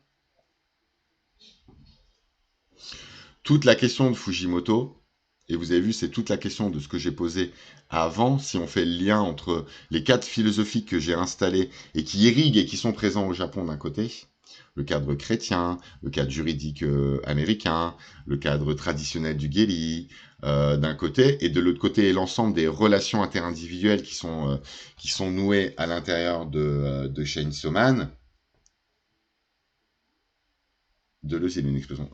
De quoi ça parle, Chainsaw Man? De quoi Ça parle de la mort, ça parle du rêve, ça parle de... De quoi ça parle, Chainsaw Man? Ça parle de qu'est-ce que c'est qu'un moi? Qu'est-ce que c'est que le moi? Ça veut dire qu'en gros, la vraie question qui est posée, et c'est une question aussi qui a été construite au Japon tout au long du XXe et XXIe siècle, parce que se sont vus affronter deux cadres idéologiques traditionnels japonais, anthropologiques d'un côté, juridique occidental de l'autre, qui semblaient être très contradictoires sur leur façon de créer de l'individu. Et on peut lire les œuvres de la culture pop moderne japonaise comme étant des tentatives d'aller faire bouillir en fait ces cadres contradictoires-là. Dans le texte de Deleuze que je vous ai lu au début, il y a une différence entre un moi social et un moi intime. Le moi intime, c'est une invention très occidentale et très chrétienne. C'est le paradigme de la confession. On présuppose, encore une fois, hein, pour moi, le moi social et le moi intime, ça n'existe pas. Ce qui existe, c'est des dispositifs qui font exister ces catégories-là. Vous voyez ? Pour moi, l'opinion publique n'existe pas. Mais il existe des dispositifs qui font exister un agrégat statistique qui est interprété et qui, du coup, selon les interprétations qui sont faites, a une influence sur la réalité et donc une réalité sociale et qui serait l'opinion publique. Pour moi, ça va dans ce sens-là. C'est ça qui est important. Le moi intime et le moi social. Donc le moi social, c'est-à-dire l'ensemble des relations qui sont nouées avec son univers proche dans le cas des différentes institutions de pouvoir. Et le moi intime qui serait cette espèce de fiction en fait d'une profondeur ou d'une authenticité ou à la fin du XXe siècle avec le freudisme de l'inconscient, du continent sombre. Vous voyez, du talent, du génie, de l'inspiration, des aspirations, des rêves, du désir. Vous voyez, ces ensembles en fait de concepts qui ont été créés par l'Europe occidentale. Le désir, ça existe au Japon, hein, mais juste c'est construit différemment. C'est pas construit comme étant une intériorité, etc. Au contraire, c'est une évanescence. Le désir, c'est le shoku dans la philosophie chinoise. C'est une évanescence. C'est pas du tout construit de la même façon. Nous, on a construit le moi intime. C'est une phrase de Claudel c'est une phrase de Léchiel d'Ernon dans L'échange, une pièce de théâtre de Claudel, où elle prend le théâtre à partir de la métaphore de l'oignon. C'est des couches qu'on enlève les uns après les autres et quand on arrive au cœur, on pleure. Voilà, c'est ça le moi intime. Ça, c'est très occidental, ok ? Et on voit bien que dans l'explication de texte de Deleuze, il y a cette idée que le christianisme arbitrerait une espèce de débat, de tension entre le moi collectif qui appartiendrait à César et le moi intime qui appartiendrait à Dieu. Et que le christianisme serait du côté de la création de ce moi intime. Que nous dit la littérature épique moderne japonaise ? Naruto, Chainsaw Man et tout, etc.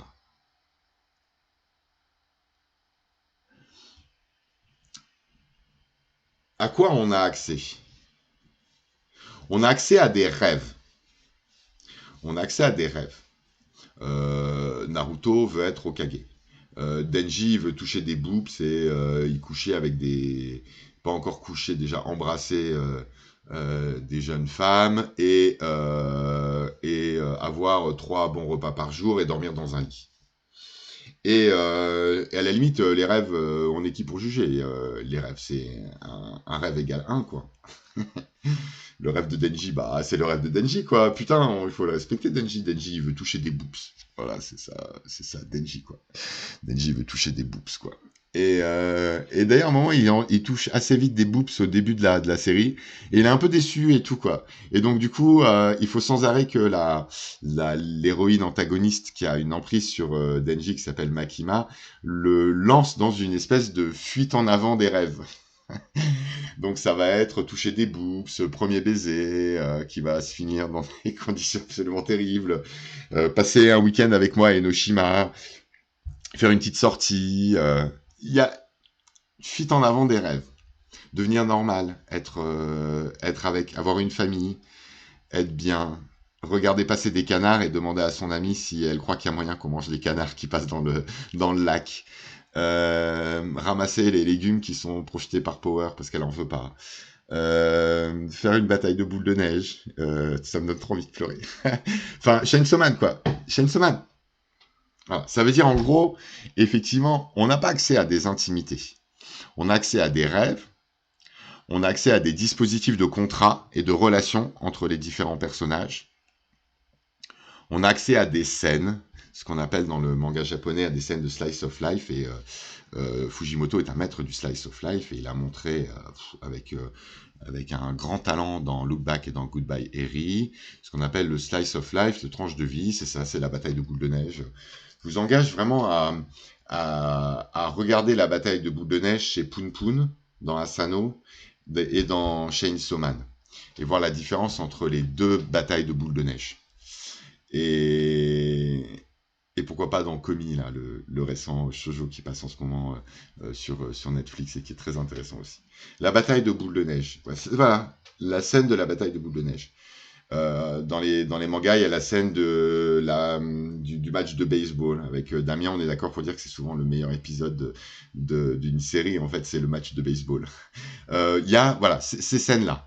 Et Fujimoto joue ce jeu-là, en fait. Donc, on a accès à quoi? On a accès aux rêves du héros, à des relations entre les individus, à des scènes de slice of life et à des bastons dantesques. Des bastons dantesques qui tutoient toujours le grotesque et le tragique. Toujours.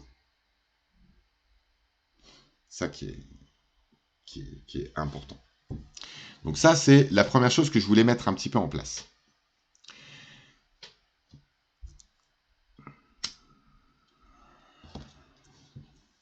Après, je veux pas aller trop loin, donc du coup, parce qu'il y a des choses que je développerai dans un autre cadre. Bon, ça va jusque-là? Je sais pas, vous me suivez? Ouais, vous voyez, plutôt que d'essayer de faire le prof, de donner mon avis et tout, je me disais que c'était cool de mettre sur la table les choses, quoi, et que ça nous fasse un petit peu, un peu réfléchir comme ça, de mettre sur la table les différents éléments qui sont en présence, quoi. Qu'est-ce que c'est qu'un euh, qu'est-ce que c'est qu'un récit qu'est-ce que c'est qu'un récit épique moderne japonais? Maintenant, je passe dans un petit peu autre chose. Pendant très longtemps, donc pareil, hein, c'est des choses que j'avais déjà. Là, je reprends un petit peu des choses que j'avais déjà pu un petit peu voir. Je fais une série de vidéos à ce sujet-là, quoi. Pendant très longtemps, et c'était mon erreur d'ailleurs, j'ai eu tendance à lire les récits. Yes, Fali. Pendant longtemps, j'avais tendance à lire les récits épiques, Chainsaw Man, Naruto, même la trajectoire d'Oren Ishii dans Kill Bill, un manga de sport, certains westerns, comme étant des récits initiatiques.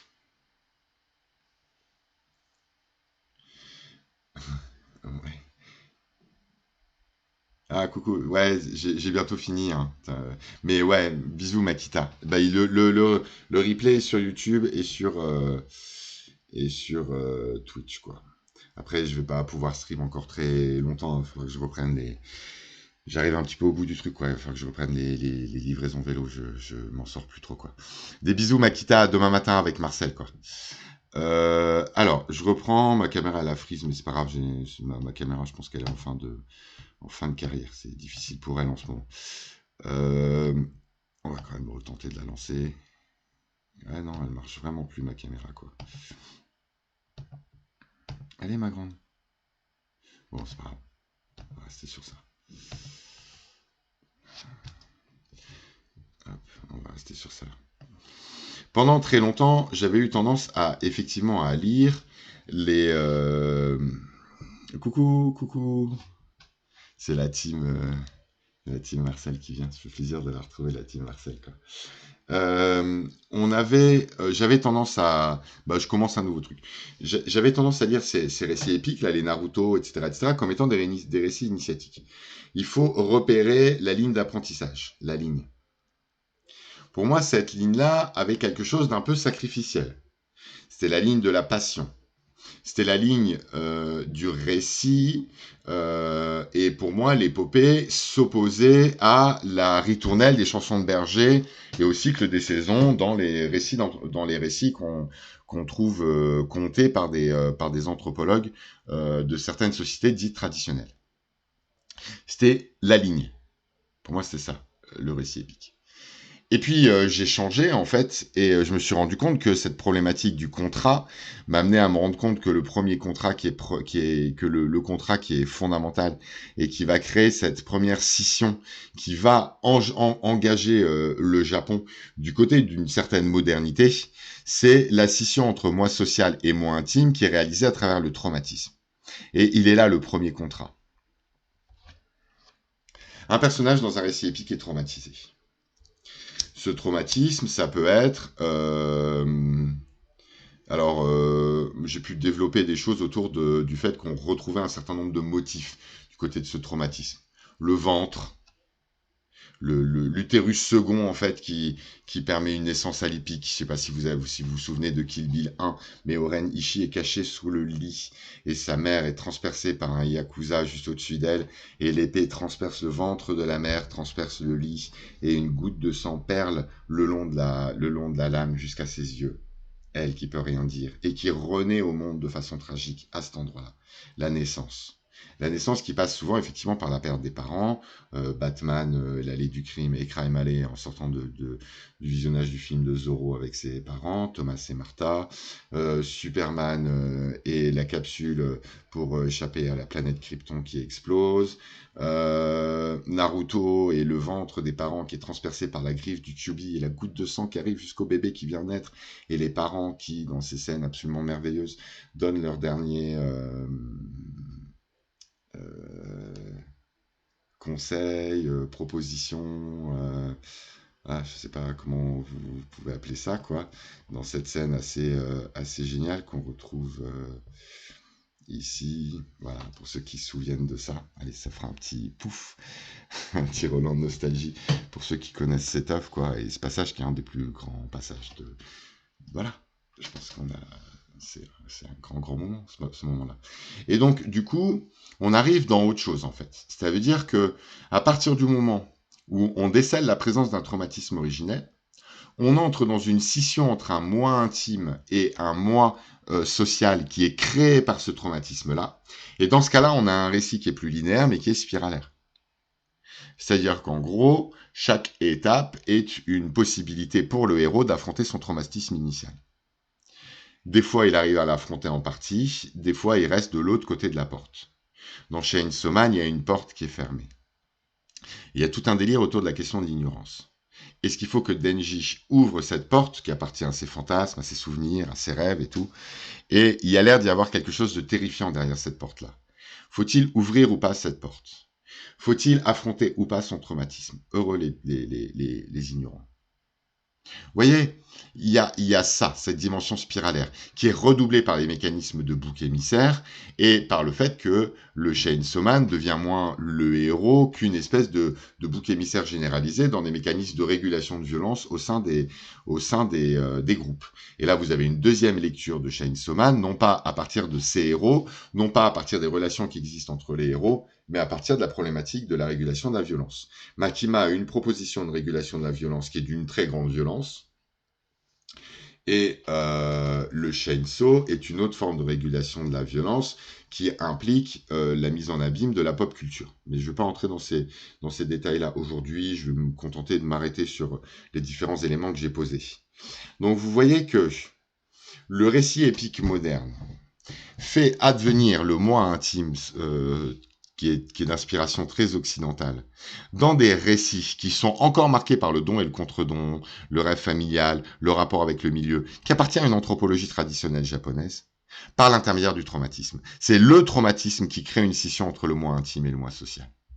Et dans ce cas-là, l'intégralité de l'œuvre, ça va être de tourner en spirale autour de moi intime et moi social. Et ça va être tout l'enjeu, en fait, de Chainsaw Man. Ça parle de ça, Chainsaw Man. Comment est-ce qu'à un moment ou à un autre, il y a un espace de rencontre possible entre un moi intime et un moi social? Ça raconte ça. Et c'est grand. Et c'est grand et c'est beau, quoi. Je vous montre juste là, son premier rapport avec Makima. Si vous avez des questions, n'hésitez pas. C'était juste mettre en place. J'avais juste envie de mettre en place certaines choses ce soir. Je peux pas rester. Je vous ai dit que je pouvais pas rester très longtemps là ce soir. Demain, je reprends à 18h. Donc hop, avant la fête de la musique, si vous voulez. Je parlerai peut-être pas de Chainsaw Man, mais je vais essayer de rester un petit peu sur ces problématiques du contrat en allant dans d'autres directions. Je pourrais vous reparler du manga Miura, parler un peu d'Evangelion et tout, etc. Et voilà, essayer d'approfondir un petit peu ces questions-là. Mais là, ça me permettait de mettre en place de façon qui change, je pense, un petit peu, quoi. La question sur il est bien ou il est pas bien, Denji, il est con ou il est pas con, est-ce qu'on peut faire un bon personnage de manga avec un... Enfin bref, donc du coup, c'était histoire d'aller un petit peu au-delà, quoi. Je vous montre juste la rencontre avec Makima. C'est au tout début, quoi. Et Donc voilà, donc il est embauché par des bandits, quoi, qui lui proposent une mission. Bon, c'est de plus en plus difficile pour lui, il perd du sang, il est mal, il a plus de reins, il a plus de couilles, il a plus d'œil et tout, etc. Et en fait, c'est un piège, cette mission. Il se retrouve très vite transpercé par un sabre. On est dans le premier chapitre, hein. Donc on est vraiment au début. Par les Yakuza qui, pour l'instant, lui payer des prestations. On se rend compte que ces Yakuza sont dominés par une espèce de géant qui veut juste dominer du monde et les rendre pantins, quoi. Petite référence aux pirates dans Berserk. Enfin, il y a beaucoup de... Ça revient assez souvent, quoi. Donc, du coup, on a le zombie Devil, le zombie, le diable zombie, le démon zombie qui va attaquer Denji, qui va essayer de sauver Pochita et qui part en courant. L'attaque des zombies. Yes, quoi. C'est la première scène, hein. Et Denji au fond de la benne à ordures. Donc là, c'est le premier chapitre, hein. On a un petit peu de sang qui coule entre Denji et Pochita. Une discussion entre les deux. Leur histoire, leur amitié, leur tendresse, etc. I heard there are devils who can take over dead people's bodies. If you can do that, then I'll give you my body. Non. It would be nice if you could have a normal life and die a normal death. Fulfill my dreams for me. Essaye de remplir ses rêves pour moi. On a un Denji qui est reconstitué et qui, cette fois-ci, a Pochita à la place du cœur. Et il sort et il se retrouve face aux zombies qui sont toujours là. T'es toujours en vie, etc., etc. On voit qu'il a une espèce de petite... petit détonateur sur la poitrine. Et c'est avec ça qu'il se transforme en Chainsaw. On est dans de la pure série Z. C'est génial. Etc. Pourquoi est-ce que t'es devenu ça? T'es le même que moi et tout. Il le défonce. Moi, je suis surkiff, quoi. Il sort de tout ça, il a tout découpé en morceaux, etc. Je vais un petit peu vite. Là, cette planche, elle est crépusculaire, elle est magnifique. Et elle tranche tellement avec le début un peu gnangnan des deux et tout, etc. Oh. Et là, vous avez des chasseurs de démons qui arrivent trop tard. Quelqu'un est passé avant nous. Toi, t'es quelque chose d'étrange. J'arrive pas à sentir si t'es un démon ou un humain. C'est toi qui as fait ça. Oh, demi, étreins-moi. Et voilà la première étreinte de sa vie. Et c'est Makima qui lui offre. Je suis venu ici pour tuer un zombie. Parce que moi, c'est ça mon boulot, quoi. Donc, t'as deux choix. Je peux te tuer en tant que démon. Ou alors, tu peux devenir mon animal domestique en tant qu'humain. Si tu choisis de devenir mon animal domestique, je te promets que je vais bien te nourrir. Me nourrir? Quoi? Un petit déjeuner? Ouais. Ah oui, à quoi ça ressemble un petit déjeuner? Des toasts avec du beurre et du jambon. De la salade, du café, peut-être même un dessert. Ça ressemble au paradis. C'est... Hop. Si vous abonnez, vous aurez accès à la... Non, c'est pas Parasite, c'est Chainsaw Man. Désolé, je t'avais raté. Ouais, ça tue, hein. Si vous abonnez, vous aurez accès aux emotes Chainsaw Man et Poun Poun. C'est juste mon estomac qui gargouille. Quelqu'un a été gentil avec moi. Et elle est putain de jolie. Je suis amoureux. Denji, il est pas compliqué, Denji, hein. Il est assez... Bon, j'avance un petit peu parce que là, ils vont croiser un démon et tout. Il y a sa fille qui a été emmenée, tout ça. Je me permets d'avancer un petit peu. Il y a 90 chapitres. On peut bien en passer un et tout. Lui, il attend sa bouffe, mais elle lui dit non, fais-moi les preuves que ça vaut le coup que tu sois là, quoi. J'ai entendu une rumeur selon laquelle un juge dit que les chiens qu'on ne peut pas utiliser sont euthanasiés. Montre-moi que je peux t'utiliser. Donc il va montrer, il va aller pourchasser ce démon-là, tomber sur cette petite fille. pardonne ce démon. On est sur les premiers chapitres, hein, donc on est sur de la pré-publication, donc c'est évident qu'il doit montrer un petit peu, il doit montrer un peu ce qui, enfin, faire le tour un petit peu de son univers à partir de petites histoires simples et qui permettent de donner un petit peu envie. Donc on est sur des faux incipits, hein, et ça c'est lié aux contraintes de publication par mag. Mais c'est cool. Bon, il s'est fait avoir, bien sûr, par un démon, quoi. Ce démon-là, bah, il va le niquer. Voilà, le Chainsaw Man, quoi. Donc, faut bien voir que le héros, c'est un crétin qui pense juste à avoir un petit déj et à toucher des boobs et qui peut se transformer en homme tronçonneuse. Ça parle de ça, quand même, Chainsaw Man. Faut pas oublier, quoi. Il revient, etc.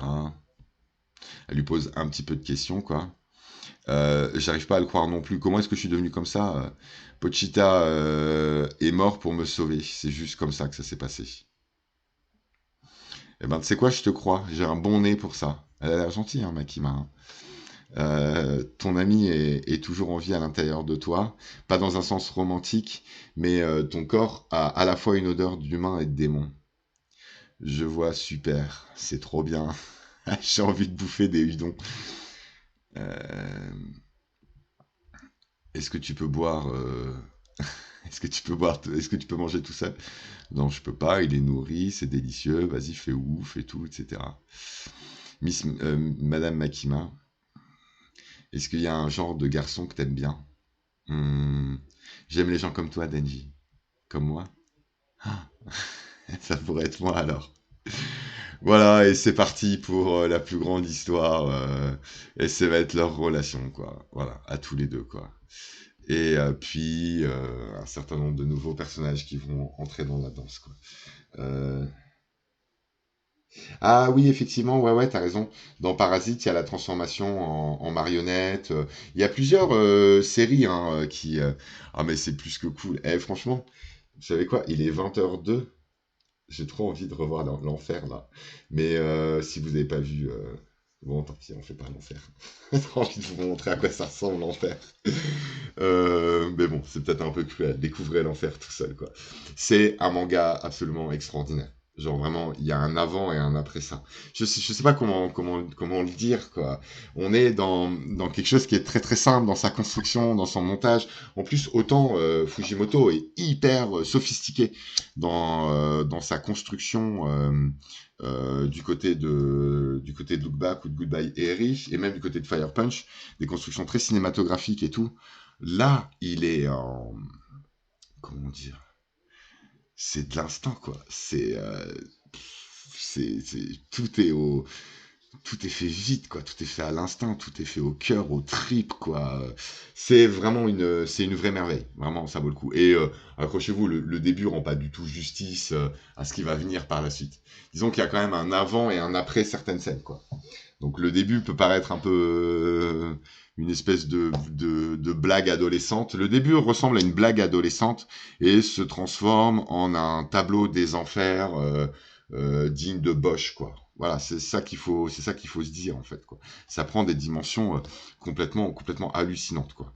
Donc pour conclure un petit peu stream, ce que je voulais vous essayer de vous faire toucher du doigt aujourd'hui, c'est que on construit des personnages, des individus. On construit pas des héros, on construit des relations de personnages. Je pense qu'il est essentiel, si on veut comprendre ce que fait la culture pop japonaise, d'envisager le contexte de l'alliance, du contrat et du pacte, tel qu'il est un mélange à la fois d'une tradition anthropologique japonaise reposant sur le don et le contre-don d'un côté, et d'une philosophie du contrat très occidentale. Derrière cette confrontation, il y a une mise en tension, une mise en crise de la relation qui peut exister entre un moi intime et un moi social. Et cette mise en crise passe par le traumatisme. Et par, du coup, des récits spiralaires. On passe son temps à se confronter au traumatisme. Voilà, c'est ma proposition par rapport à cette œuvre-là. Je ne sais pas si elle est pertinente ou pas. Maintenant, je voudrais vous la montrer dans certains passages en particulier. Mais là, aujourd'hui, c'était juste histoire de vous présenter un petit peu tout ça, quoi. N'hésitez pas à aller lire Chainsaw Man. Euh, donc la deuxième partie, là je sais pas qui dans le chat peut me confirmer ça, doit commencer le 13 juillet. On a 87 chapitres qui sont sortis, il a fait une longue pause. L'animé. Ah, vous savez quoi? Je vais vous montrer le trailer de l'animé avant qu'on parte. On peut bien se faire ça quand même, parce que ça vaut vraiment, vraiment le coup. Et donc Mappa qui est la société, et puis après je vous laisse. Mappa qui est la société de distribution, enfin qui est le studio qui a réalisé et produit l'Attaque des Titans, les dernières sessions de l'Attaque des Titans. Et donc Mappa propose... et donc c'est Mappa qui va adapter. Alors je vais essayer de bien vous le mettre quoi. On va faire ça comme ça. C'est Mappa qui propose une adaptation de Chainsaw Man. Vous êtes prêts? C'est grand, hein. Et donc ça va sortir en automne, je crois, en septembre, il me semble, quoi. Et ça va être une dinguerie. Et regardez les Slice of Life. Ah, merci pour le follow, c'est cool. La musique de Jojo.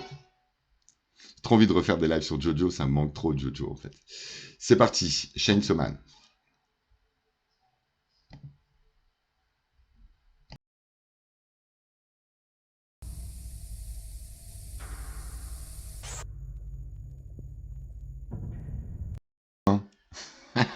Bon voilà, donc ça c'est bientôt et voilà. Donc c'est ce qui va offrir une putain d'actualité quand même au manga. La deuxième partie, bon là on est parti vraiment, on a le successeur de l'attaque des Titans quoi, en termes de locomotive. Voilà. Donc n'hésitez pas, vraiment, jetez-vous sur ça, ça vaut vraiment le coup. C'est très particulier comme œuvre. Moi j'aurai l'occasion d'en reparler.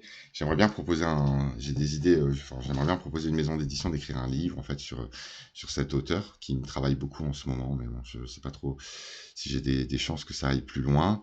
Mais en tout cas, je continuerai à stream sur ça. Et puis, bon, pas seulement sur ça, hein, vous me connaissez, et dès demain, on part dans d'autres directions. Mais pourquoi pas rester un petit peu sur l'idée du contrat. Il faudrait que je redemande à Marcel s'il a fait quelque chose autour du contrat, de la jurisprudence, etc., quoi. Il faudrait que je vois si je peux préparer un truc avec lui autour de ces problématiques-là et voir comment elles s'appliquent à la culture pop.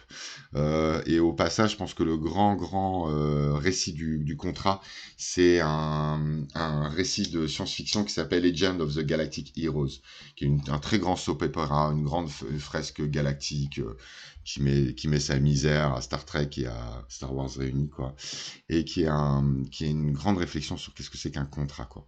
Bon, je vous fais des bisous, je vous souhaite une jolie soirée à tous, et puis bah, très bientôt. On se revoit bah, dès demain pour ceux qui peuvent avant la fête de la musique, là, tranquille, quoi.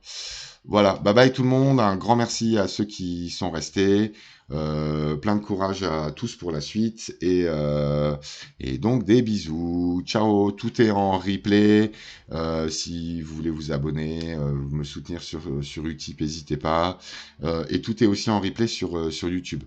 Voilà, voilà, bye bye tout le monde, et donc à très bientôt, ciao, ciao.